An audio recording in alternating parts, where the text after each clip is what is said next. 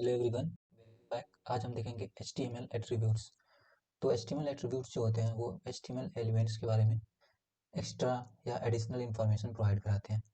तो हम अपने आईडी में चलते हैं और एट्रीब्यूट्स के बारे में पढ़ते हैं।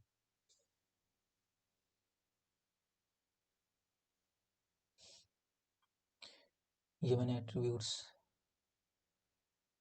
ये एलिमेंट्स के अंदर हो गया, इसको मैं डिलीट कर देता हूँ।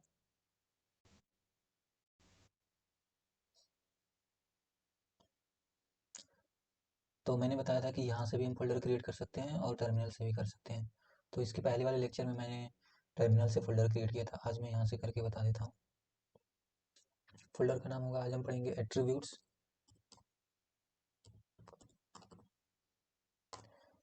ये हो गया फोल्डर और इसके अंदर हम अपना एक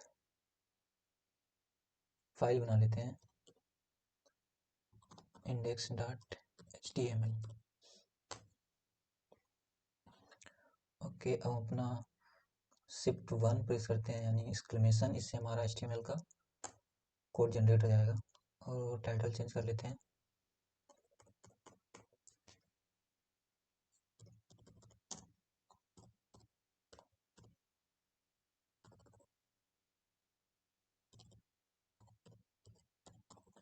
HTML attributes.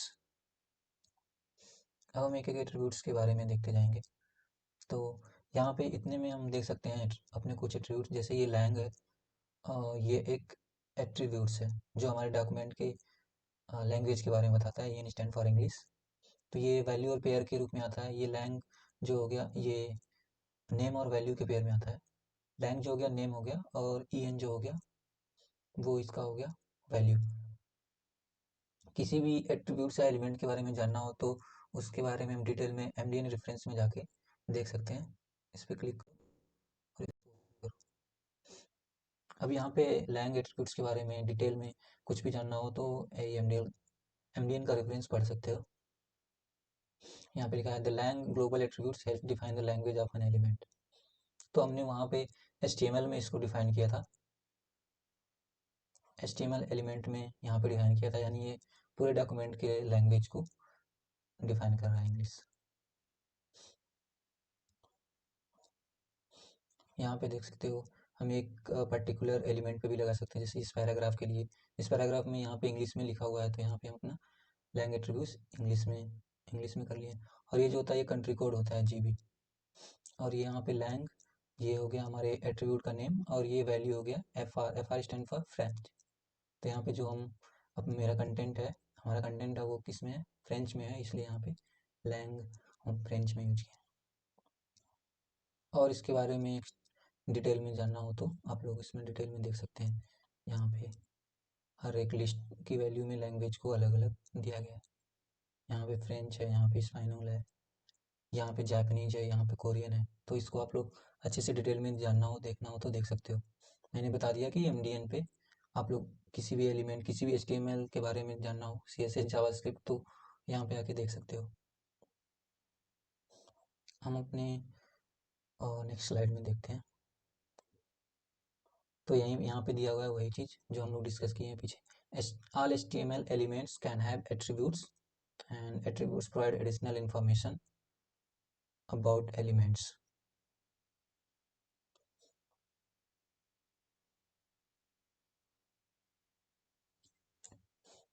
And attributes are always specified in start tag. और ये नेम और वैल्यू के पेयर में आते हैं। और हम अपना अगला एट्रीब्यूट देखते हैं, href एट्रीब्यूट, और उसके बाद src। दोनों एट्रीब्यूट्स को हम देखते हैं।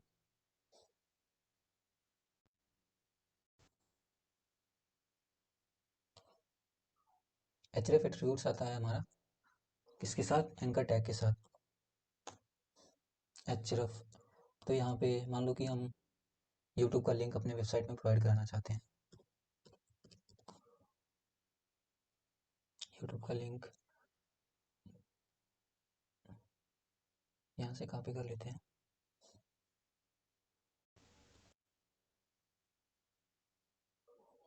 और यहाँ पे पेस्ट कर देंगे। पेज को सेव करते हैं। और प्रेस करो कंट्रोल शिफ्ट पी। तो यहाँ से अपना ये लाइव सर्वर के साथ ओपन करने का आ जाएगा और इस पर क्लिक करो। तो यहाँ पे देख सकते हैं कि हमारा लिंक यहाँ पे ऐड हो चुका है। अब इस पर क्लिक करेंगे तो ये यूट्यूब पे रीडायरेक्ट कर देगा। तो इस तरह हम यूज़ करते हैं href एट्रीब्यूट्स का। href एट्रीब्यूट्स में href जो है वो नेम है, और ये जो लिंक दिख रहा है ये इसका वैल्यू है। हम अपना अगला एट्रीब्यूट देखते हैं src, और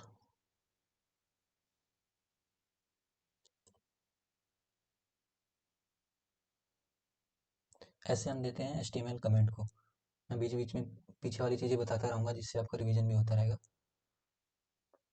src एट्रीब्यूट्स को देखते हैं। src एट्रीब्यूट आता है img टैग, जिसको हम अपने वेब पेज में इमेज को ऐड करने के लिए यूज करते हैं। तो src में हम किसी भी इमेज का यहाँ पे पाथ दे सकते हैं। तो पाथ दो तरीके से दिया सकता है, एक रिलेटिव और एक एब्सोल्यूट। तो पहले मैं रिलेटिव बताता हूँ। ये एसेट में जितने भी इमेज वीडियो आइडियोज रहते हैं वो हम एक अलग फोल्डर बना के उसमें डाल सकते हैं। इसमें मैंने एक HTML का लोगो डाला हुआ है। तो सोर्स में चूँकि एसेट जो है वो एक फोल्डर बैक है index.html से, तो इसके लिए हम पहले एसेट में जाएंगे।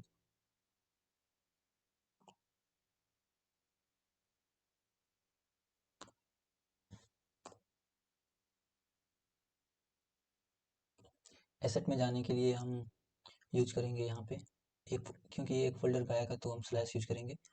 और यहाँ पे देखो एसेट आ रहा है, और उसके अंदर एसेट के अंदर हमको कौन सी इमेज यूज़ करनी है, HTML logo.png। तो ये आ गया। और इसी में img के साथ एक और एट्रीब्यूट होता है alt एट्रीब्यूट। तो यहाँ पे हम दे देते हैं HTML लोगो। alt एट्रीब्यूट का क्या काम होता है कि ये हमारे लाइक अगर पेज हमारा अच्छे से रेंडर नहीं हो रहा है, लाइक नेटवर्क स्लो है, तो अगर उस केस में इमेज लोड नहीं हो रहा है, तो वहाँ पे उस इमेज की जगह ये HTML लोगो एक अल्टरनेट टेक्स्ट की तरह आ जाएगा। या मान लो कि कोई ब्लाइंड पर्सन है जो स्क्रीन रीडर यूज कर रहा है और वो इमेज को देख तो सकता नहीं है, तो उसको उस स्क्रीन रीडर में वो सुनाई दे देगा कि यहाँ पे एक HTML का लोगो है। अब हम अपने पेज को सेव करते हैं।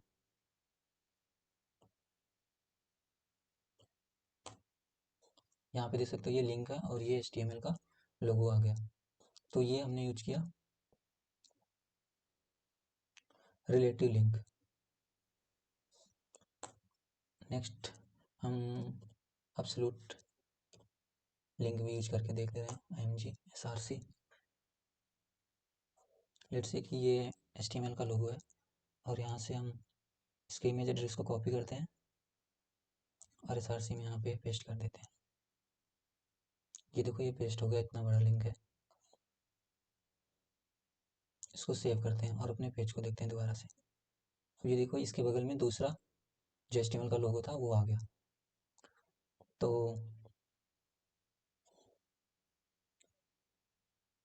हमने यहाँ पे देखा ये फर्स्ट वाला जो हमने ऐड किया है, ये वाला, ये हमारा रिलेटिव लिंक हो गया और ये एब्सोल्यूट लिंक हो गया। तो एब्सोल्यूट लिंक मतलब कि हम कहीं बाहर से जो इमेज है वो कहीं बाहर है, हमारे सिस्टम में नहीं है, हम उसका लिंक लाके अपने इमेज एलिमेंट के src एट्रीब्यूट में पेस्ट कर रहे हैं। और रिलेटिव का हो गया कि वो हमारा इमेज हमारे सिस्टम में है और वहाँ से हम उसके पाथ को अपनी वेबसाइट में इंक्लूड कर रहे हैं। और हमें अपनी वेबसाइट में हमेशा रिलेटिव लिंक को ही इंक्लूड करना चाहिए, वो अच्छा प्रैक्टिस माना जाता है। क्योंकि क्या पता हम जहाँ से अपने दूसरे वेबसाइट से इमेज को बिना डाउनलोड किए अपने वेबसाइट में यूज कर रहे हैं और वो बाद में वहाँ से इमेज या वेबसाइट ही डाउन हो गई, तो उसका इफेक्ट हमारे वेबसाइट पे भी पड़ेगा। तो ये अच्छा प्रैक्टिस माना जाता है कि जिस भी इमेज को हम अपने वेबसाइट में यूज करना चाहते हैं उसको पहले हम अपने मशीन या सिस्टम या अपने लैपटॉप में उसको पहले से डाउनलोड करके रख लें। तो यहाँ पे हमने देख लिया, ये मैंने नोट्स के लिए आप यहाँ पे रख दिया एग्जाम्पल, इसको आप लोग रिवाइज कर सकते हो।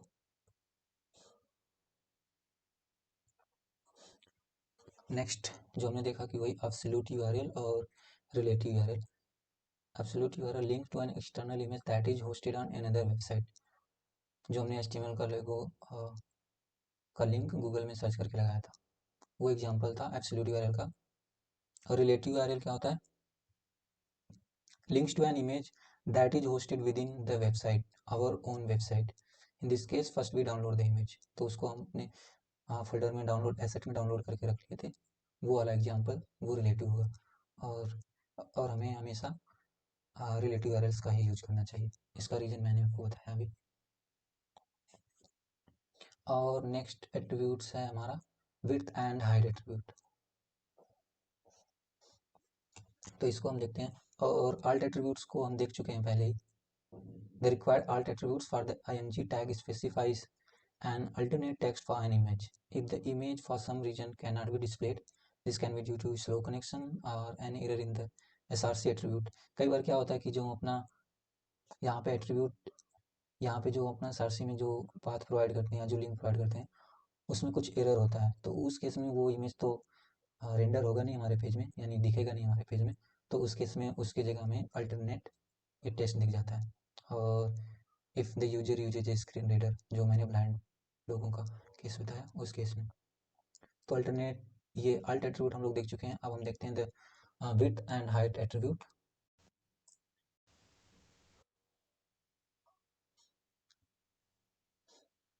यहाँ पे हमने देखा कि दोनों एक ही लाइन में आ रहे हैं। ये इनफैक्ट यूट्यूब ये जो हमने लिंक ऐड किया था, क्योंकि ये जो इन लाइन एलिमेंट है, जो एंकर टैग होता है, एंकर एलिमेंट और इमेज एलिमेंट जो है IMG, वो इन लाइन एलिमेंट होते हैं, इसलिए वो सब एक लाइन में आते हैं। इन लाइन एलिमेंट क्या होते हैं, ब्लॉक एलिमेंट क्या होते हैं, इसको हम आगे देखेंगे। तो इनको नेक्स्ट लाइन में लाने के लिए हम अभी के लिए br टैग यूज कर लेते हैं, वो सेपरेट कर देगा। अब अपने पेज को देखें तो ये सारे नेक्स्ट लाइन में आ गए। अब हम इस वाले पेज पे अपने इस वाले इमेज पे हम अपने विड्थ और हाइट एट्रीब्यूट को देखते हैं।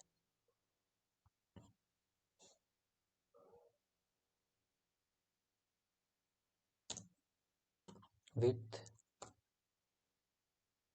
लेट्स से 400 और ये पिक्सल में होता है, और height let's say 500 pixel. Control S, तो हम देख सकते हैं कि ये हमारी इमेज की जो विड्थ और हाइट है वो चेंज हो चुकी है।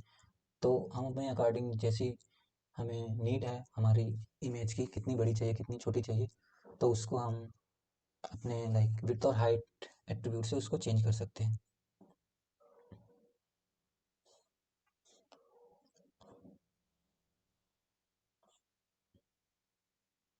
अब नेक्स्ट स्लाइड पे चलते हैं।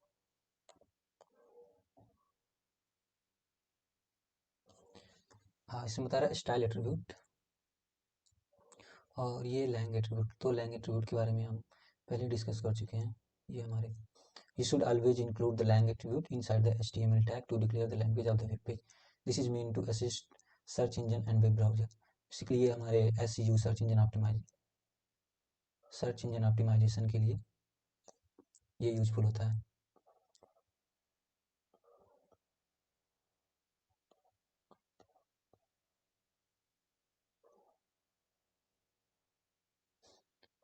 तो हमको अपने HTML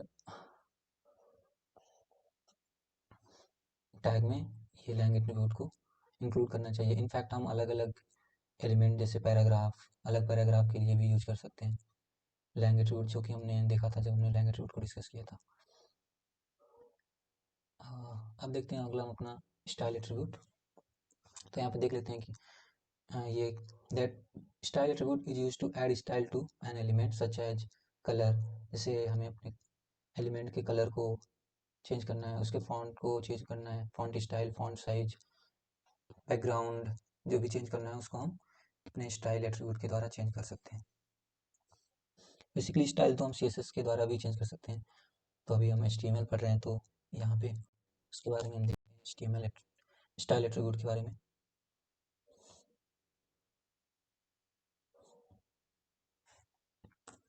लेट्स मैं यहाँ पे यूज कर लेता हूँ HR टैग और एक पैराग्राफ। और रैंडम टेक्स्ट जनरेट करने के लिए हम क्या यूज करते थे, लॉगरम। 10 वर्ड का जनरेट करना है तो यहाँ पे 10 कर लेते हैं। इसको सेव करते हैं और अपने पेज को देखते हैं। यहाँ पे स्क्रॉल करेंगे तो अभी ये आ रहा है। इसमें हम कुछ स्टाइल एट्रीब्यूट से कुछ इसकी स्टाइलिंग करते हैं। तो एट्रीब्यूट्स हमेशा स्टार्ट टैग में इंक्लूड किए जाते हैं।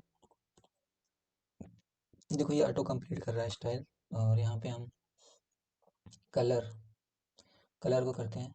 कलर जो होता है वो हमारे वो टेक्स्ट के कलर को, जो हम लिख रहे हैं उसके कलर को के लिए होता है।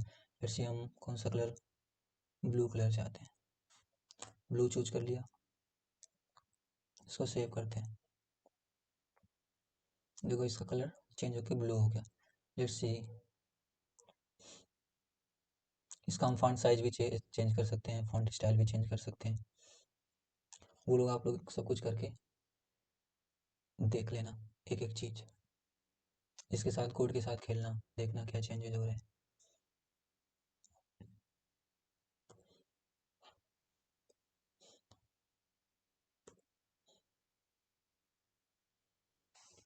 तो हम देख लेते हैं कि क्या पढ़ा आज हमने एट्रीब्यूट्स में। ये ऑल एचटीएमएल एलिमेंट्स का नाम एट्रीब्यूट्स, एंड उसके बाद हमने पढ़ा एचरेफ एट्रीब्यूट्स के बारे में। href attributes of anchor element specify the URL of the page the link goes to। तो href के अंदर हम अपने उस लिंक को इंक्लूड करते हैं। और src एट्रीब्यूट के बारे में हमने देखा, और विड्थ और हाइट के बारे में देखा, alt एट्रीब्यूट के बारे में हमने देखा, और स्टाइल एट्रीब्यूट के बारे में देखा, लैंग एट्रीब्यूट के बारे में देखा।